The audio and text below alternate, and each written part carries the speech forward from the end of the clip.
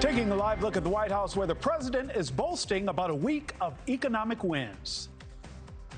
This is really a celebration because we hit a lot of home runs, and we're going to keep hitting them.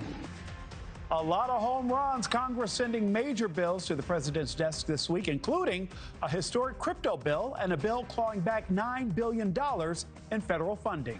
Meanwhile, Treasury Secretary Scott Bessent in Japan right now, hoping to secure another win for the White House, this time on the trade front, saying a good deal is on the horizon. Also overseas, Qatar's prime minister reportedly meeting with Hamas leaders on a possible ceasefire deal with Israel. After so many failed peace talks, what will it finally take to move the needle? And here at home, NewsNation is tracking monster storms moving across the heartland. Millions under severe weather alerts bracing for flash floods from Nevada to Virginia. Thanks so much for joining us for NewsNation Now on this Saturday, July 19th. I'm Nick Smith. Our top story this hour. The president also announcing new plans to ramp up immigration efforts. The newly passed Big Beautiful Bill granting $170 billion earmarked for border control efforts. Political correspondent Hannah Brandt is live at the White House with the latest. Hannah, good afternoon. Help us break down these recent wins for the Trump administration. Hi, Nick. President Trump landed here at the White House just minutes ago after a day filled with golfing and the White House says meetings, but we don't know who with.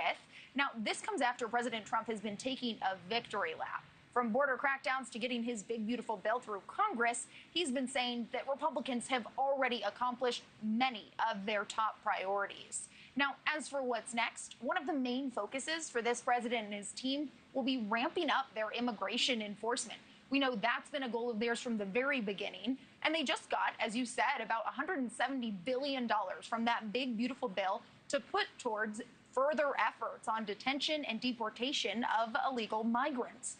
Now, the president says this is all consistent with those promises he made out on the campaign trail, and now he's making the case to Republican lawmakers that it's going to pay off for everyone in the 2026 midterm elections. I think we have a chance in the midterms. I don't understand why they say that when you win the presidency, you always almost automatically lose the midterms, because nobody's had a more successful period of time than we have. So based on that, we should do great, and we'll see. But nobody's done more than we have as a group. It's not me, it's all of us together. Not surprisingly, though, Democrats see it differently, and they've been very vocal in their opposition to the Trump administration's actions so far. They argue his immigration enforcement has been illegal and inhumane, and they believe that big, beautiful bill will be kicking potentially millions of Americans off of their health care. These are messages that we can expect to see them amplify in the lead up to the midterms, Nick. Hannah Brandt with the latest from the White House. Hannah, thank you so much. Meanwhile, more than 6 miles of new border wall fencing is going up in New Mexico. Cranes are already working to place sections of 30-foot tall steel fencing in an area known for smuggling activity and cartel breaches. In addition to the added wall resources, ICE agents now have unprecedented access to mass amounts of personal data. Nearly 79 million Medicaid enrollees will have their records shared with the agency. This includes information like names, addresses, and ethnicities. That's prompting privacy concerns as well as worries that migrants may start avoiding necessary medical care over fear of arrest. Joining me now to discuss is Cochise County, Arizona Sheriff Mark Daniels. Sheriff Daniels, good afternoon. Good afternoon, Nick. I have to ask you the obvious question. How is this new wall different from older border fencing? And what problem is the new wall trying to fix? Well, the new wall is fixing, what we're seeing is fixing holes that we know are vulnerable parts to our country.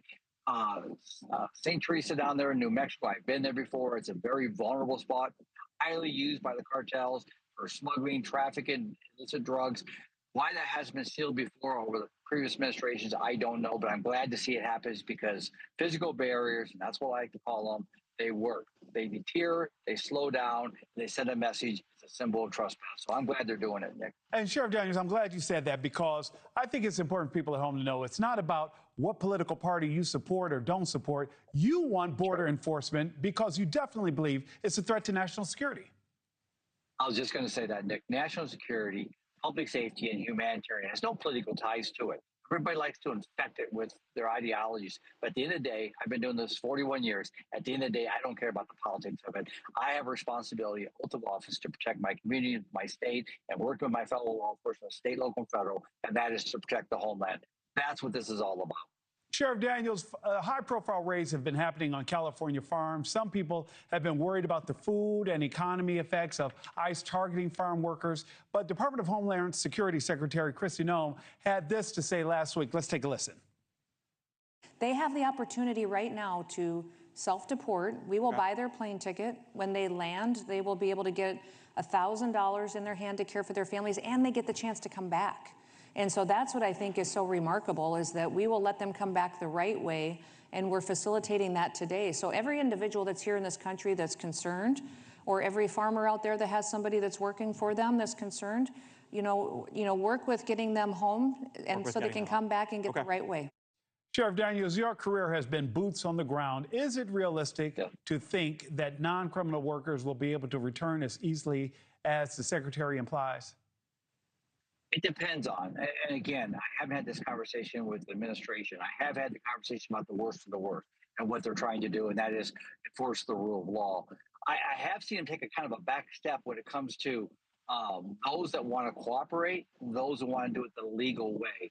And what Secretary Noem is saying on that, based on some of the meetings I've had, is the fact that we want to make sure what's been damaged in the past, what's been done illegally, is now ironed out and made it done legally.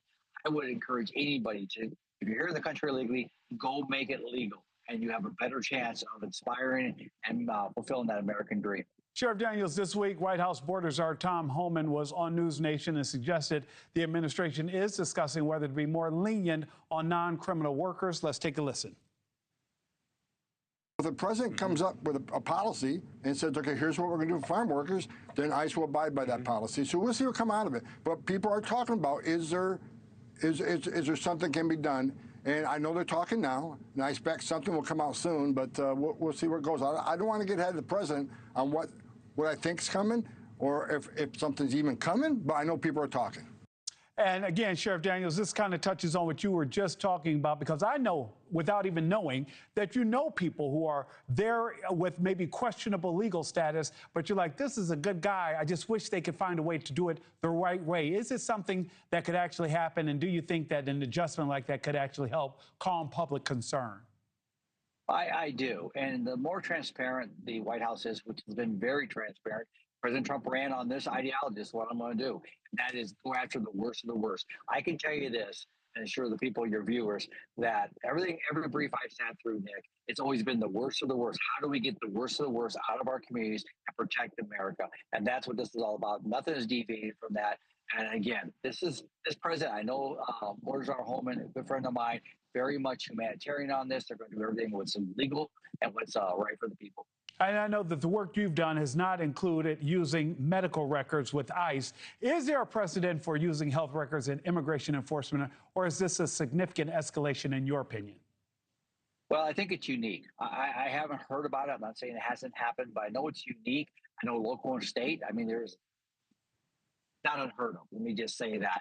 But I would say this is a very careful road they're on, journey on the road. If you focus it back on what the targets are, and that is the worst of the worst, this is a law enforcement tool. If they use it properly to go after them. And I expect that based on what I know in my operational briefs with the federal partners, administration, that is exactly what they're doing.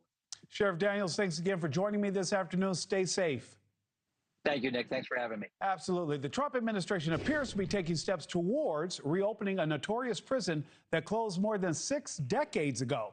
Attorney General Pam Bondi and Interior Secretary Doug Burgum seen this week visiting Alcatraz Island to study whether a plan to open the former federal prison is even possible. NewsNation's Jorge Ventura joins us live. Jorge, good afternoon. You and I both know it would take a whole lot of work to get Alcatraz up and running again, but does the administration actually think they can do it? Hey there, Nick. Not only a whole lot of work, but it's a hefty price tag. The Trump administration will be looking at potentially $2 billion to get Alcatraz up and running and then to operate like a full maximum security prison. It hasn't operated as a prison since 1963. Now, Doug Burgum and Pam Bondi did recently visit that site, and that's what Doug Burgum says here on Next, saying, quote, spent the day on Alcatraz Island, a national Park Service site to start the work to renovate and reopen the site to house the most dangerous criminals and illegals. This administration is restoring safety, justice, and order to our streets. Interior and the Justice Department are following a directive by POTUS to help lead that mission. Bergam also posting this video on X after his visit. Alcatraz is the brand known around the world. This is something that we're here to take a look at. Alcatraz could hold the worst of the worst. No one has been known to escape from Alcatraz and survive. Its original use was a prison. Part of this would be to test the feasibility about returning it back to its original use. Now, back in May, President Trump called for Alcatraz Island to house the nation's most ruthless and violent offenders. Alcatraz was officially closed as a prison in 1963 and famously housed federal prison system's most notorious criminals, including Chicago gangster Al Capone. The U.S. government did close the prison after deeming it too expensive to operate. Now, administration officials telling Axios that the president actually hasn't made a final decision on what he wants to do with the island, and that turning Alcatraz from a tourist site like it is today to a supermax prison complex would cost $2 billion. That would require raising all the island's decrypted structures and building it from scratch. Officials also say that that $2 billion price tag might be too much for the president to pay, Nick. Jorge, that was a slick-looking video, but I have to ask the obvious question that I know viewers at home are asking. What are California lawmakers actually thinking about this plan? So as you can imagine, California, a Democratic supermajority state, already pushing back. Some Democrat lawmakers saying that the plan is just too much money, but others saying that the Trump administration is actually using this Alcatraz idea as a distraction from the Epstein scandal and the releasing of the files. Governor Newsom's press office even saying this, quote, on next, Pam Bondi will reopen Alcatraz the same day that Trump lets her release the Epstein files, so never. Senator Alex Padilla also reacting, saying, quote, AG Bondi's announcement that they plan to reopen Alcatraz is a ridiculous, costly stunt. Trump's latest distraction from the Epstein scandal released the files. Now, some administration officials have also said, Nick, that what could actually push Trump away from this idea is the construction timeline. So if it just takes too long to remodel Alcatraz, that Trump will likely not pursue it because he wants it done while he's still in office, Nick. Wow, those tweets on X from the governor and others. Interesting. Jorge, thank you so much. In addition to a series of legislative wins, President Trump also touting low gas prices and higher than forecasted retail sales in June. Meanwhile, Treasury Secretary Scott Bessent is in Japan this weekend for a U.S. National Day, which stressing that a trade deal between the countries is still possible. Talks between the U.S. and Canada don't seem to be going as smoothly as President Trump's 35% tariffs on Canada are set to take effect on August 1st. This coming as other countries like Brazil have also been issued letters warning them of increased tariffs.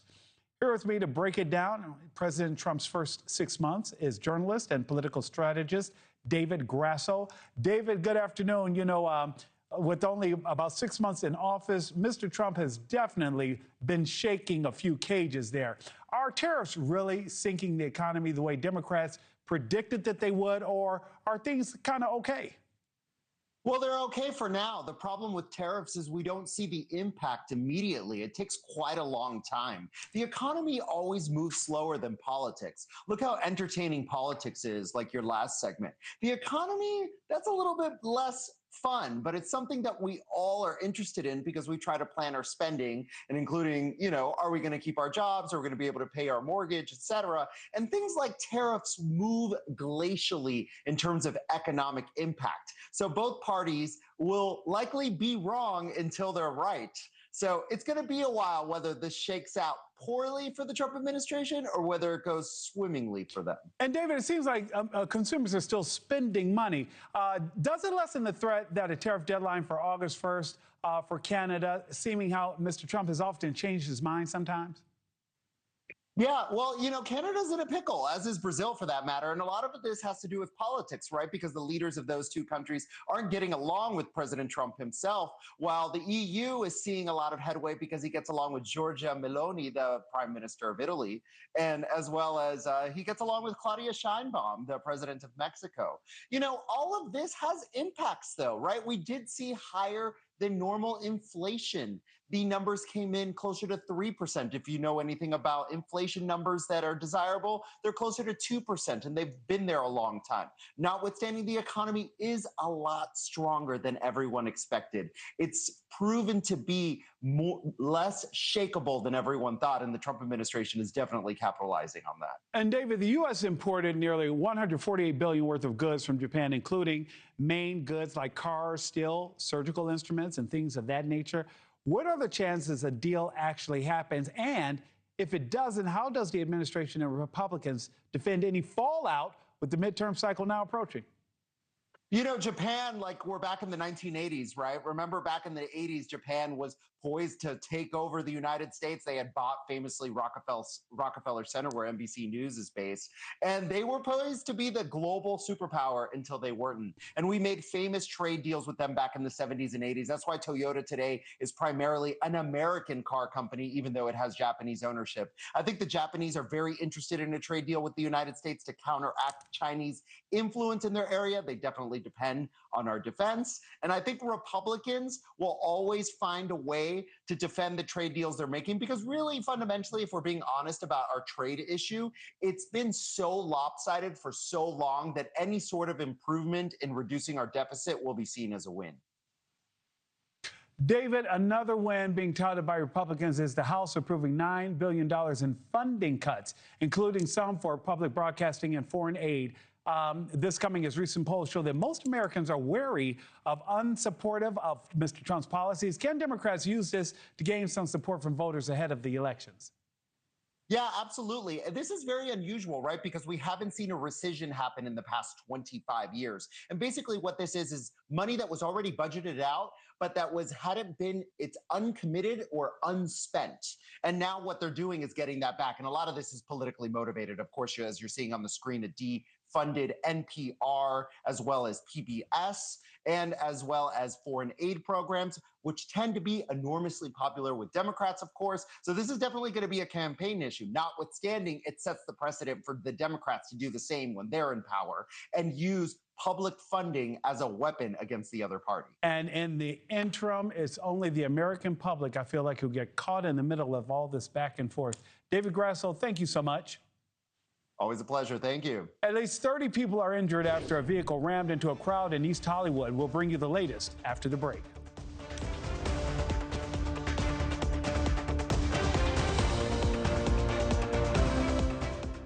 It's Pod's last sale of the summer. Save up to 25% on moving and storage until July 21st. And see why Pods is the most awarded container moving company. But don't wait. Book now and save up to 25% at pods.com. Safe like repair, safe like replace. Sadly, windshield chips can turn into windshield cracks. But at least you can go to safelight.com and schedule a fix in minutes. With flexible payment options, get it fixed now and pay later, only at safelight.com. Wait a minute. This isn't slang, which gives me the most important news in a convenient manner and at a wonderful price. That's more like it. The most important news at the best price. Sling lets you do that. You might take something for your heart. You might get support for your joints. Or even use something for your digestion. So why wouldn't you take something for the most important part of you? Your brain. People all over the country take Prevagen for their brain. In fact, Prevagen has been the #1 selling brain supplement nationwide for over 10 years. The most important supplement for the most important part of you. Try Prevagen for your brain today. What are you doing up there? Oh, I'm just posting the number of visitors to the Homes.com network this month. It's become the go-to home shopping site. It's got another 14,000. What? Gotta go back up. Oh, 17,891. Just hand me some commas and zeros. Plus 7. What? Oh, that's sweet. 25,000 more. Any reason why you didn't just go with over 100 million or even 1 billion visits a year? Homes.com, the place to find a place. Your mental health is better. But having uncontrollable body movements called TD, tardive dyskinesia, can feel embarrassing.